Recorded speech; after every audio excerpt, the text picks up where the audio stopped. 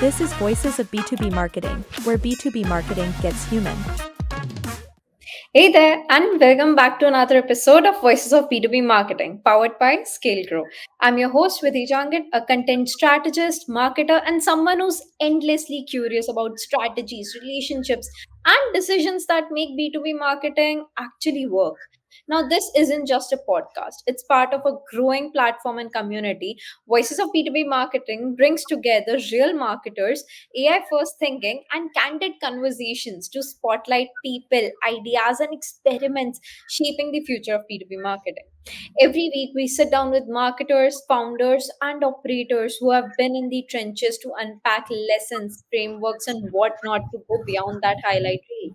So, if you love getting into the flow of how behind the growth, you're in the right place.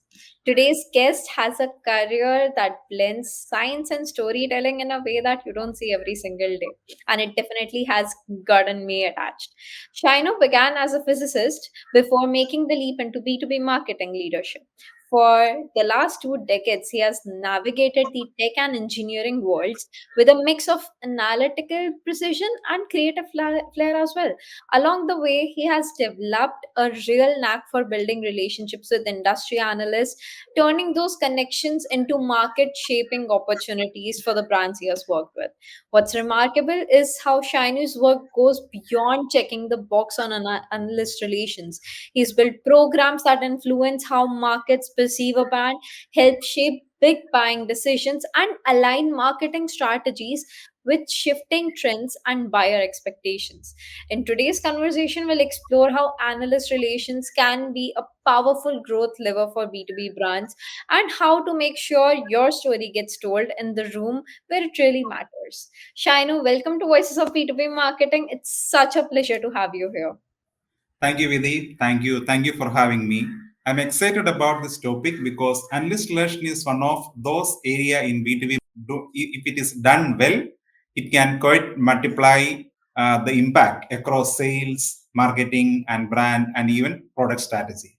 And unlike a campaign that comes and goes, analyst relation is something which has to be played on a long term. Okay, so let us get into it. So you have worked with quite a few analyst groups, especially in the B2B technology space.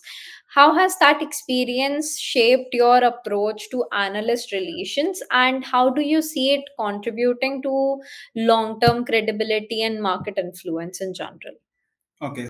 Yes, I was fortunate enough to work with some of the largest analyst groups such as Gartner, Forrester, IDC, and even I worked with the CEB TowerGroup before they merged into Gartner. And I also worked with some of the boutique analyst groups like KuppingerCole and all. Now, with all through my engagements with these analyst groups, one thing I can tell is analyst relation is not just about pitching, it is about earning a seat at the table. Now, one thing we have to remember is analysts are market observers, they are not just reporters. They are trusted decision makers because they filter out the noise and they identify what really matters. Now, early in my career, I used to see every analyst interactions as a presentation moment. Okay, but now over the years of experience, I treat them as a two-way strategy conversation. Their questions often reveal gaps in our story, and their inquiry or their questions often reveals blind spots in our competition's analysis also. Now, over time, consistent and transparent engagement, it built a kind of borrowed trust. Okay, so this actually leads to an analyst naturally articulate our value proposition in their own words, where even when we are not there at present at their meetings and all. Now, the win-win situation is comes whenever your company becomes a go-to reference point for that particular category, not because you have bought your way there, but because you have earned it through insight, execution, and follow-through. Analyst relations are way more than just a relationship building exercise. You know, I can definitely see how these consistent interactions over time can help one become a trusted voice in the space rather than just being another vendor. Speaking of that, I'm curious though, was there ever a moment when you saw all that relationship building really pay off? Like maybe in a way that had a clear impact on brand perception or trust? Oh, yes. There are many instances, but one campaign I will never forget was when we were repositioning one of our mid-market SaaS platform into the enterprise space. Okay. So in that particular time, our challenge was not just visibility, it was of more of credibility. Okay. So because we wanted the credibility for the enterprise customers to believe us. We want the credibility for so that enterprise clients would have the trust on us. Okay. So we started months in advance by bringing in analysts into the conversations. We shared customer success story, we shared market data, and we shared roadmap clarity and all. But remember, we shared all this, not just the product features. Okay. And more importantly, we positioned our update in the context of a larger framework where the analyst was also working. And we also kind of created a lot of thought leadership piece in terms of white papers. We also had some of the joint speaking sessions with the analyst, and we have seen that within one report cycle, we started showing up more often into the analyst buyer shortlist and all. And even better, what we saw the change was for whichever leads we have received. Okay, so we have seen the deal cycle has become shortened by around 15 to 20 percentage because the prospect who were approaching us, they came informed. Okay, so they have read this analyst reports, and they came to know about our product, our solution. They approached us after they got convinced about our solution and how it can solve their challenges. Love that. It's such a reminder that credibility isn't built in a single interaction, but over consistent and definitely quality engagement. This whole space is very unpredictable, and Yes. analyst relations are very unpredictable as well. Now, can you tell me a time when, like, an analyst interaction didn't go as planned? How did you manage that with, let's say, the internal stakeholders? What lessons did you take forward from that whole situation? Yeah, it happened with me more than once. Okay, but for one memorable example, once we went into a briefing with one of the leading analysts, along with our CEO and the product head and all. We were very confident about our differentiation, but the analyst started to challenge it.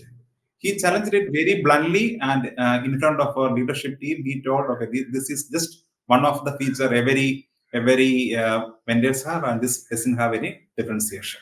Now, there comes the way how do you treat that? Okay, so we didn't go defensive, we didn't try to push back, but we acknowledged the point. We asked the follow-up questions. We asked the more questions about clarifying his stand, and also we took it as a signal to provide more proof and all. Now, after the session, what we did was we regrouped. We pulled some more competitive data. We have seen what our competition is doing and all, and we compiled some of the real-world customer result also, and we shared all those data in the follow-up meetings. Okay, so and maybe after a quarter or two, we have even invited that analyst to one of our customer roundtable so that he can hear directly from the customers itself.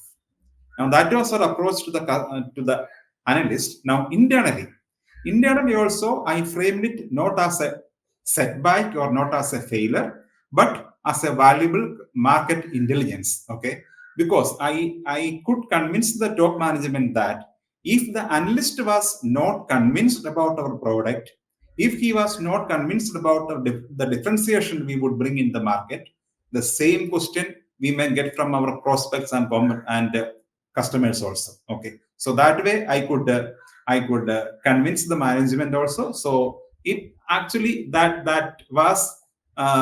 actually helped us in reframing and repositioning the product in a much better way. I like how you turned such a tricky interaction situation, which could have been like sort of portrayed as a setback, into a learning moment and kept internal confidence steady with the team despite the whole curveball.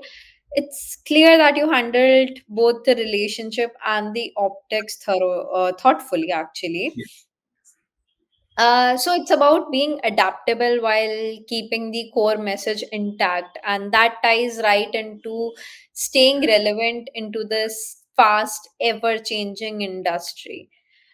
How do Yes. you how do you personally like keep a pulse?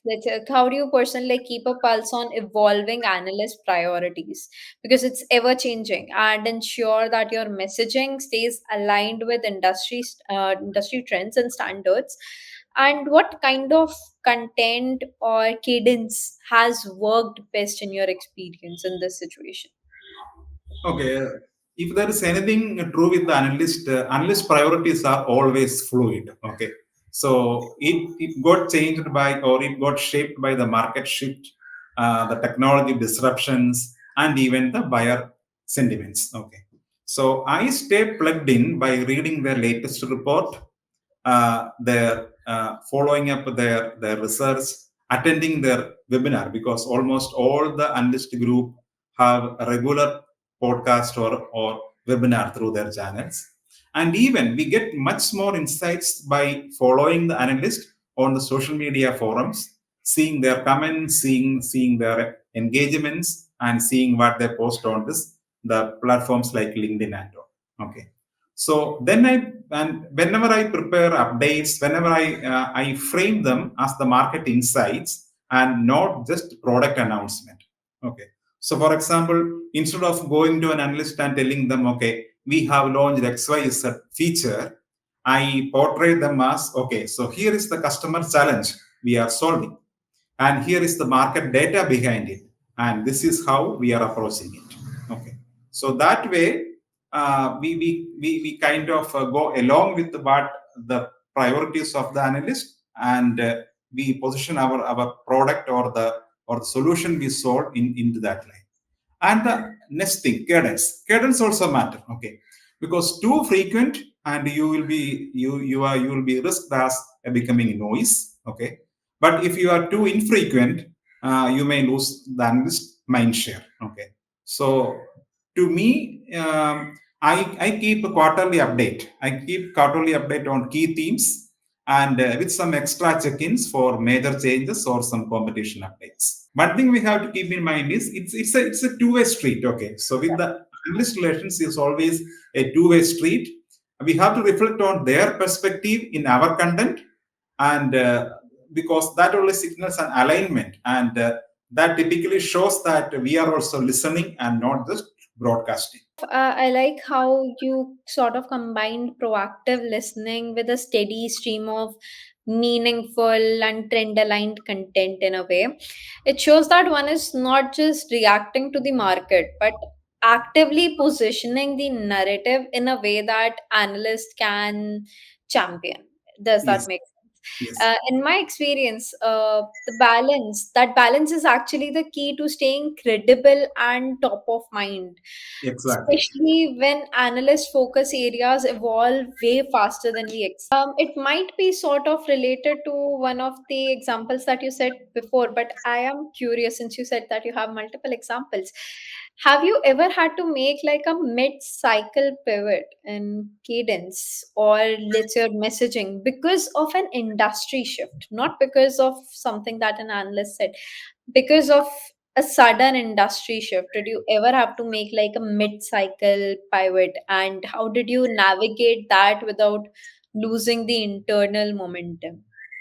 Yes, it happened, especially when the AI era came all on a sudden. Okay, so we have seen suddenly everybody is talking about AI, and the product were not pushing into the market without an AI thing. Okay, so at that point of time, we may have to retweak the messaging.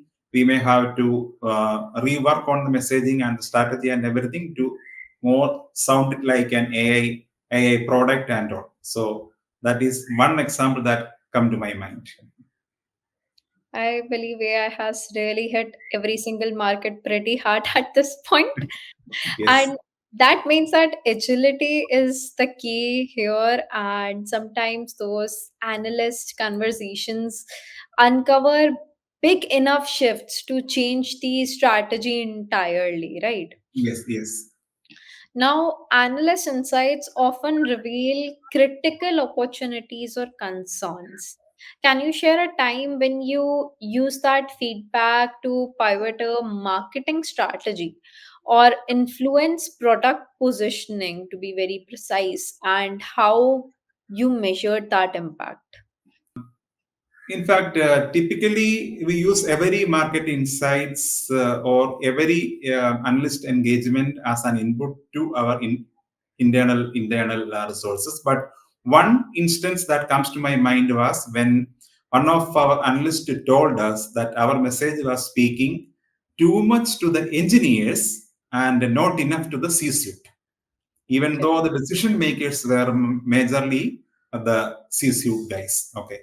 So at first, we were, I mean, including us, we were little hesitant to change because we had invested a lot into the technical narratives and all. So we have all the materials, all the positioning and all, addressing the engineering capability, addressing how technically it is much better than our competitions and all. Okay. But since we got this kind of input from the analyst, we decided to treat the feedback as a strategic opportunity. And first, we mapped our product benefits to executive level business outcomes, such as revenue growth, cost efficiency, and compliance to the regulations and risk reductions, etc. Okay. So we then created kind of industry specific ROI models, and we benchmarked and them in comparison with the analyst, and we also thought we created something in which is directly addressing the C-suite. Okay. So we rolled out a new positioning across campaigns, analyst briefings, and including sales deck and all. But as I told, since we were not ready at first, because we have invested quite a lot on the technical narrative, we actually ran a controlled kind of A/B testing. Okay. So one group of prospect got our old feature-heavy pitch, and the other group it got a new feature outcome-driven pitch. Okay, but obviously the result was obvious.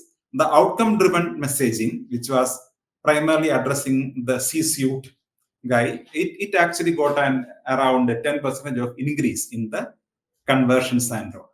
Okay, and we have also seen that whatever conversation we could start or whatever deal with came through the C-level narrative, that had quite a less number of or quite a shorter decision period also, because the decision, since the decision makers were C people, and we could convince them with our new value proposition. That was much easy.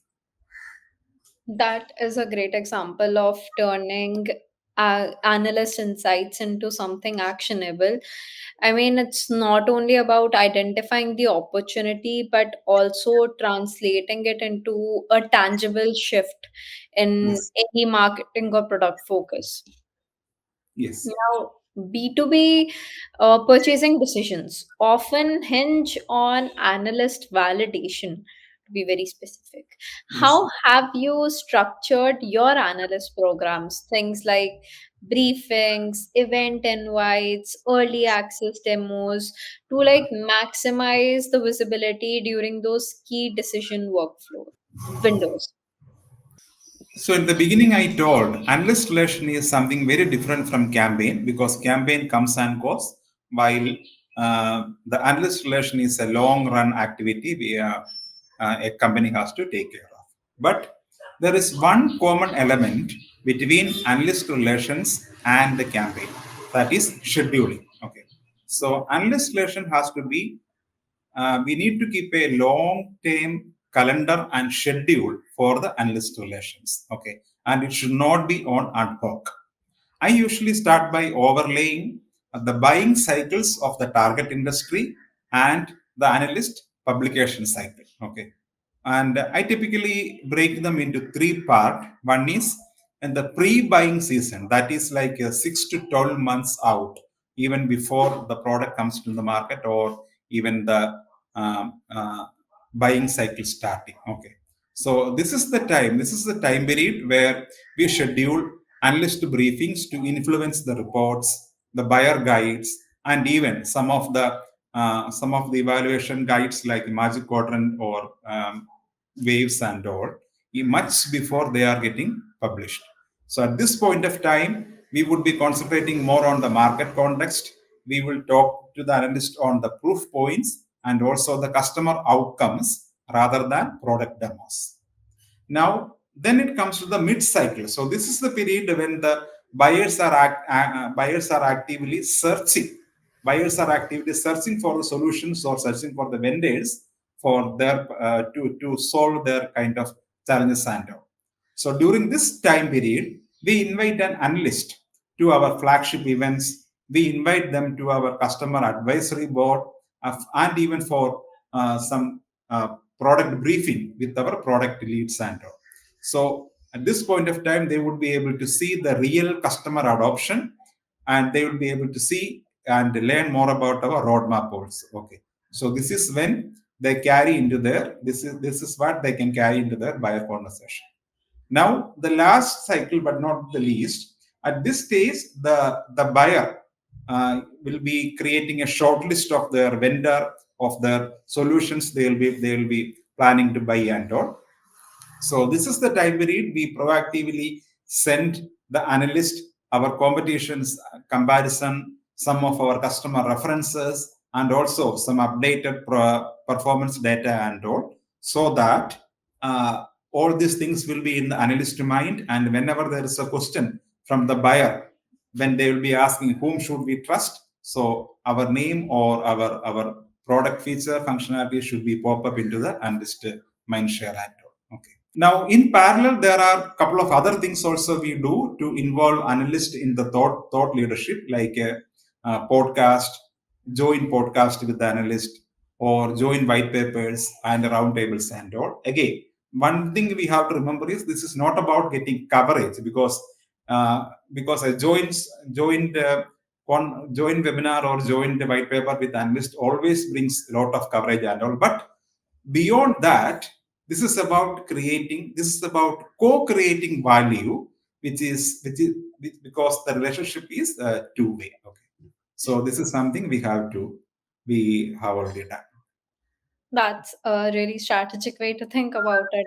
I believe timing activities around those decision windows rather than just following a fixed calendar is really important. And I like how you've balanced relationship building with creating moments where analysts can actually experience the product or a vision in a way that sticks with them. Now, as a B2B marketing leader yourself, how do you drive cross team collaboration, integrating analyst insights into sales enablement, product marketing, and even content creation for that matter? There's no doubt that analyst insights are gold. Okay, they are indeed gold, but unless that flows into the organization. Now, what happens with most of the organization is analyst insights, whenever it is gathered through reports or if it is gathered through direct interaction with the analyst, it just sits in a PDF file somewhere in the marketing drive. That is what happens. Okay. And but for us, fortunately, we have worked quite a lot in getting these marketing insights into our organization through multiple channels. For example, sales enablement. Okay, so we once took a Gartner report, a Gartner top trend report actually, and turned it into a set of customer-facing slide and battle cards. Okay, so that whenever our sales representatives were going out, they could actually refer like according to Gartner. Okay, this is what according to Gartner, this is that, and so like that in their pitch. So that actually increases the credibility instantly. Okay. Another area we have leveraged or we have utilized the insights, the analyst insights, were product marketing. Okay, so we typically used to analyze the analyst competitive grids, because the magic quadrant or market space, uh, marketscape reports and all from Gartner, they have quite a good amount of competitive information into that. Okay. So we use them as our backbone for our positioning workshop. Okay, and we kept this actually kept us honest about where we stood and where we needed to improve. And another area which we use the analyst insights mostly is content marketing, where we repurposed many of the analyst report into blog, infographics, and webinar themes. Again, always with the permissions and proper attributions and all. And this all made our content not just opinion based, but very factual and data backed. And yeah, that's it. That's a great example. I mean, analyst feedback can be turned into something really actionable across multiple teams instead of just letting it sit in a silo.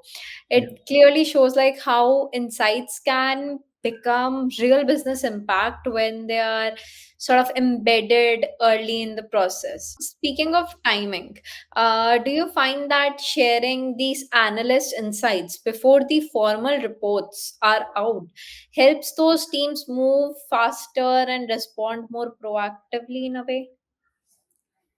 Yes, indeed, indeed. So, because we get this analyst insights through multiple channels, we may not wait till the final reports are out and all. So, even through our product briefings or vendor briefings, we get a lot of analyst analyst insights and all. And what we typically do is we pass on them to the product team, we pass on them to the sales team and all, and where they could use it proactively much before the formal reports are out and all. Absolutely. It's a great reminder, to be honest, that analyst relations isn't just a marketing function, it's more like a company wide growth lever in a way. Yes, yes. Now, before we wrap up, as I said earlier, we have a little tradition on the podcast, and I'll give you the start of a sentence. It's basically a fill in the blank, and you just have to complete it with whatever comes to your mind first. There's no overthinking involved. Okay, so the line is, the biggest missed opportunity in analyst relations is. Missing out the reports. Love that. I think that's such a practical takeaway for any B2B marketer listening in, especially those who have never thought that analyst relations can be used as a growth lever before. Now, thanks for sharing that, Shainu, and thanks for breaking it down in such a clear and actionable way, actually. With that, that is a wrap on this episode of Voices of B2B Marketing. A huge thank you to Shino for breaking down the often behind the scenes world of analyst relations that we don't really get to see every single day, and showing us how it can directly impact credibility, visibility, and growth in B2B markets. If Okay. you're a Thank you, marketer, Vidhi. Yeah. yeah, if Thank you, Vidhi, for hosting me. And as I was telling earlier, analyst relation is not just about managing perception, but it is building. It is about building trust. Okay. So once earned, this trust can actually create a ripple effect across sales, across marketing, across product, and even across brand. Okay. And if you remember nothing else from today, just remember this. Okay. The best analyst relation program is not to get your company or product mentioned in the report, but it is to make you matter. absolutely love that. I need that on a t-shirt, to be honest. So, if you watching through the screen, if you're a marketer who has been curious about how to build stronger analyst relations, or if you've been looking for ways to bring those insights into sales, product, and even brand strategy for that matter, I hope this conversation gave you a few concrete ideas to try, because it definitely gave me a ton. If you enjoyed today's episode, follow or subscribe to Voices of B2B Marketing whenever you're listening from. And if something Shinu shared resonated with you, send this episode to a fellow marketer who might need to hear it and might jot down some points from it. Thanks again, Shinu. I have a feeling that our listeners will be looking at analyst relations in a whole new light after this. Thank you. Until next time, and keep making B2B you.